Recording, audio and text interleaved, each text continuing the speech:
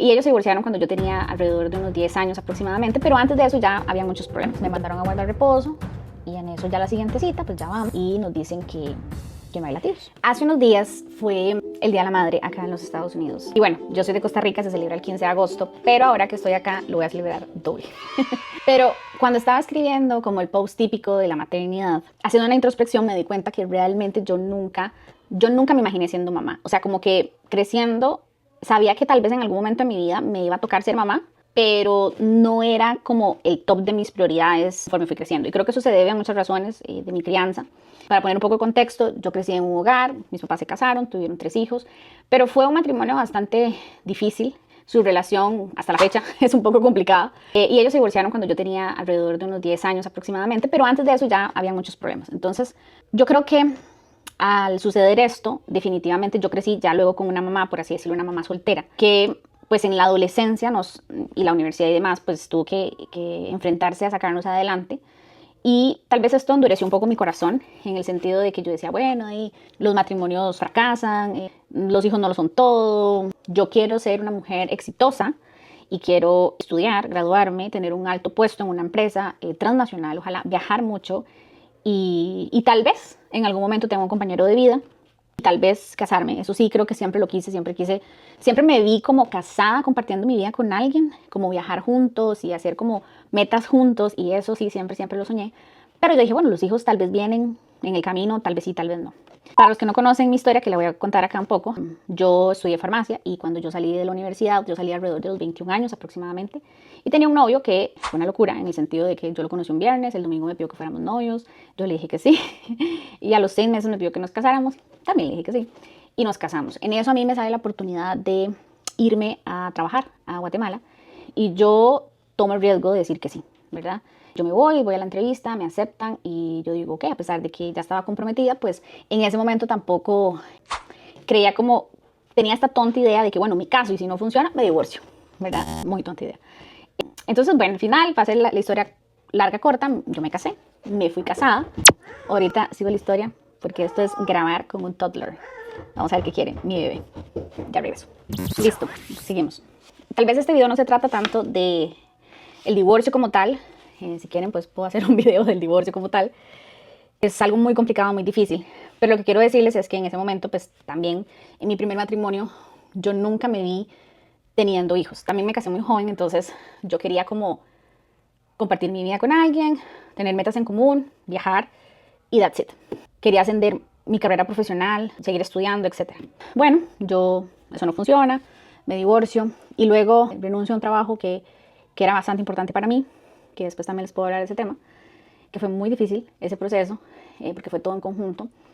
Y me fui a vivir a España dos años, que suena muy lindo, pero también fue un proceso difícil, que también después puedo hablar un poco de esa experiencia. Y luego tengo este reencuentro, por así decirlo, con mi esposo, que es una larga historia también, y empezamos el proceso de casarnos, disfrutar esta etapa juntos. Pero ya cuando yo me casé con mi esposo, tenía 30 años. Y como que ya era tiempo de tener hijos, pero yo no quería todavía tener hijos, porque quería disfrutar mi etapa de matrimonio con él.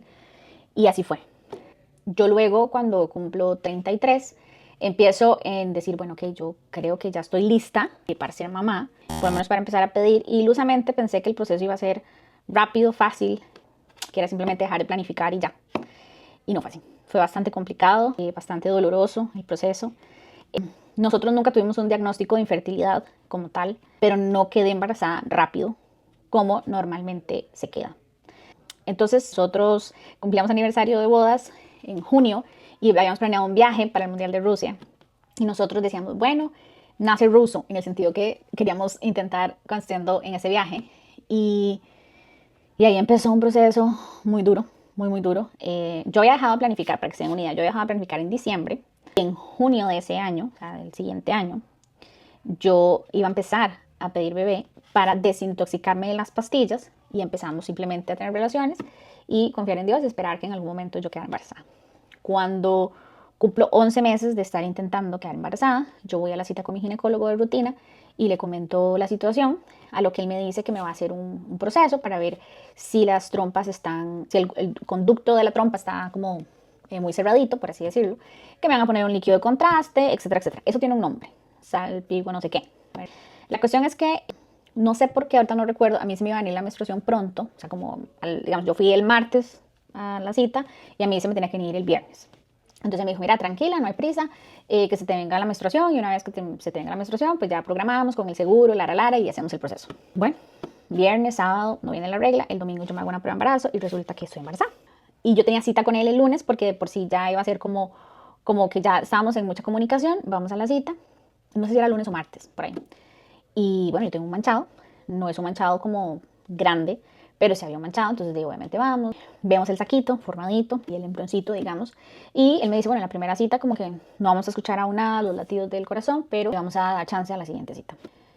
Como yo estaba con ese manchado, pues me mandaron progesterona, guardar mucho reposo y listo. Obviamente de la misma emoción uno viene y le cuenta a las personas más cercanas, en este caso yo le conté a mi mamá, a mis hermanos, etcétera, ¿verdad? Y bueno, me mandaron a guardar reposo y en eso ya la siguiente cita, pues ya vamos y nos dicen que no hay latidos, que eso se llama un aborto retenido y que pues no había nada que hacer. Yo me preocupé, yo dije, bueno, ahora me tocará hacerme un degrado. El doctor me dijo, no, mira, como tú nunca has quedado embarazada, no quiero hacerte un degrado para no lastimarte y vamos a esperar a que el cuerpo reciba la señal de que no hay nada ahí y empieza a expulsar el bebé. Aclaro que yo estoy contando mi experiencia personal, yo no soy doctora, sé que existen cientos de miles de historias distintas, mujeres que sí las han hecho de grado, otras que no, etcétera.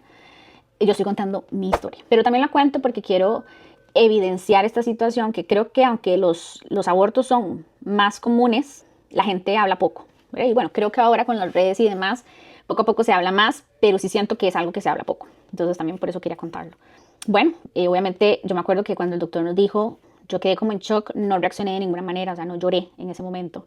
Pero cuando ya me subo al carro, porque a mí no me gusta como llorar en público, lo cual me cuesta porque soy muy llorona. Ya cuando estaba en el carro sola con mi esposo, pues ahí sí, ya me desmoroné, empecé a llorar y lloraba y lloraba y lloraba, pero así como un desconsuelo enorme.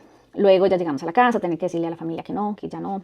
Y nada, pues también empezó también esta etapa de esperar a que el cuerpo reaccionara y expulsara, ¿verdad? Y es algo completamente desconocido para uno y creo que nadie te prepara para eso, definitivamente. Y bueno, obviamente los dos estábamos súper tristes.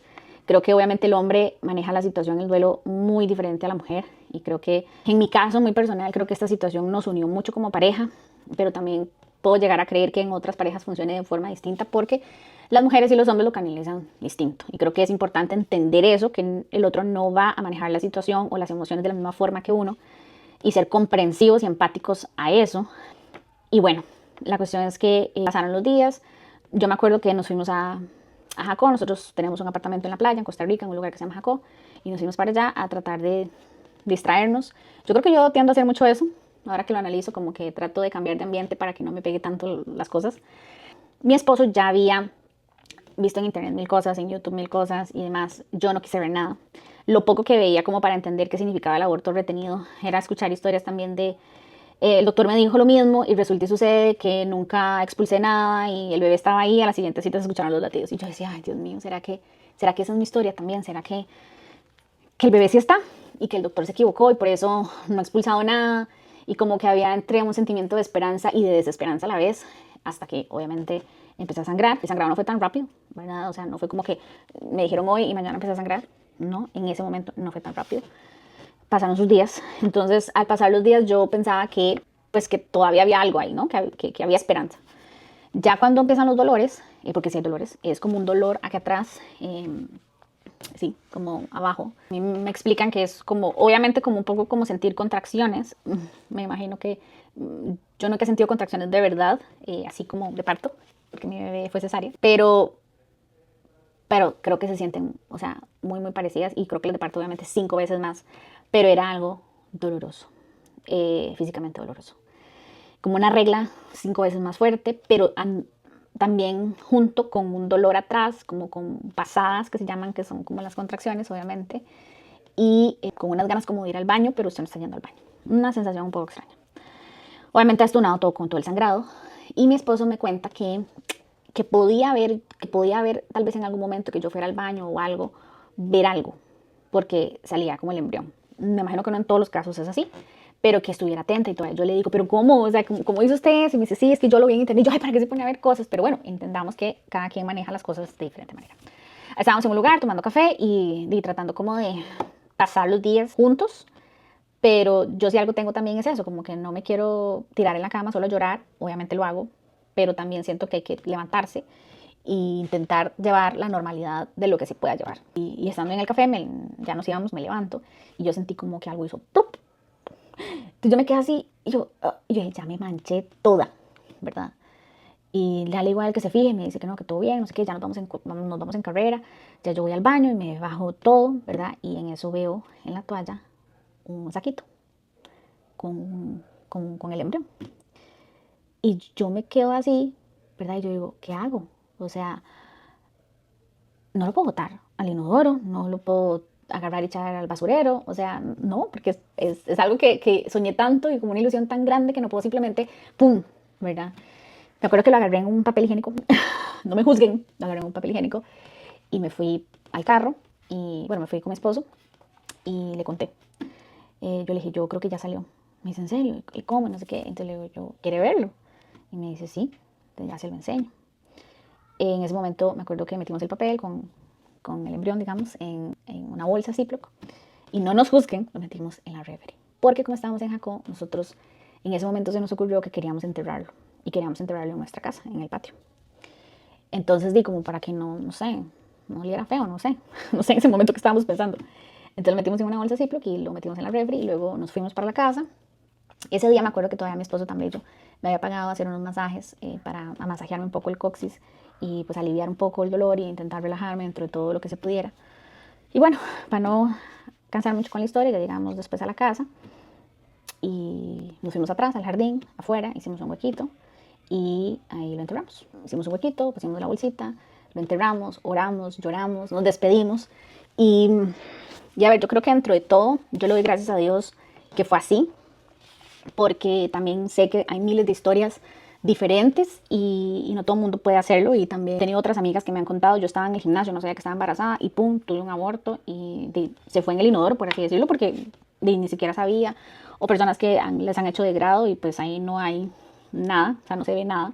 Entonces yo le doy gracias a Dios que al final, dentro de todo, a pesar de que fue un proceso un poco largo, doloroso, físicamente y emocionalmente, al final pudimos como pareja despedirnos de nuestro bebé y llorar, vivir un duelo. Yo creo que mi esposo, obviamente, como hombre, pues maneja las cosas, el dolor de otra manera. Yo, frente a la gente, me veía como bien, pero realmente yo puedo decir que a mí me dobló la depresión sus buenos meses. Podría decir que casi 3 meses o más. Y creo que fue un problema porque no lo hablé, no se lo dije a nadie. Creo que en ese momento se lo conté a una amiga que casualmente ella también después me contó que había tenido dos pérdidas y por eso se lo conté. Pero me acuerdo también que en ese momento tenía otra amiga que acababa de nacer su bebé y era la presentación, creo que en la iglesia, si no estoy mal. Y obviamente nos invitan y nosotros vamos y, a ver, yo me siento súper feliz y me sentía súper feliz por ella hasta la fecha. Pero no deja de doler como pensar lo que hubiera sido y que no fue, ¿no? Y me acuerdo que por eso hay que tener tanto cuidado con las palabras, porque el papá de ella se acerca y nos dice, ay, ¿ustedes qué? ¿Para cuándo? Pónganle, o sea, ya es tan tarde. Y ellos obviamente ni idea de todo lo que habíamos vivido y estábamos pasando en ese momento. Pero la gente a veces es así, de imprudente, y creo que somos así también, porque no voy a decir que tal vez yo nunca he hecho una imprudencia, pero se sintió horrible. Igual estuvimos ahí para mi amiga, igual fuimos a comer, pero yo después no estuve tal vez tan presente en el proceso del nacimiento de su hija como tal vez ella hubiera querido. Y creo que eso me lo resintió y luego con los años lo hablamos y yo le confesé el por qué para mí era difícil, ¿verdad? Que yo le pedía disculpas, pero que también entendiera que yo en ese momento estaba pasando por un proceso y para mí fue muy duro. Entonces, claro, obviamente cuando ya supo, pues entendió y todo bien, ¿verdad? Pero creo que ese es el problema, creo que a veces no hablamos porque es un tema tabú, también porque sentimos que hicimos algo malo, o sea, o que pudimos haber evitado que esto pasara. Y la realidad es que no fue así, o sea, no es así, o sea, esas cosas pasan más frecuente de lo que uno cree y hay que hablarlo y hay que llorar y claro, porque no vamos a dejar de decir que no duele. Mi pérdida yo iba a cumplir 13 semanas, si no estoy mal. Ya hay personas que pueden decir, bueno, pero todavía estaba empezando, pero igual duele. Claro, yo no me puedo comparar con una persona que haya tenido una pérdida a sus 5 meses de gestación, 7 meses o incluso una vez que el bebé nació, jamás, pero duele. Y creo que eso es, o sea, hay que validar ese sentimiento, ese dolor y entender que no tenemos nada malo, no hicimos nada malo, una fuerza o algo, o sea, son cosas que pasan, la naturaleza también es muy sabia y a veces cuando algo no está bien, que ahora en otro video les cuento, pero cuando algo no está bien, pues simplemente la vida, Dios, el cuerpo dice, bueno, ok, yo creo que esto no está caminando como debería caminar, pausémoslo, parémoslo o lo que sea. Aunque en el momento me dolió muchísimo, nos dolió muchísimo, yo le doy gracias a Dios que no fue más adelante, ¿verdad? Y que siempre creyendo en que los planes de Dios son perfectos, aunque uno no entienda por qué pasan, pero para los hijos de Dios todo obra para bien. Y bueno, voy a seguir la historia en otro video, porque hay varias partes, pero esta es parte 1. Si quieren ver la parte 2, los espero en el otro video.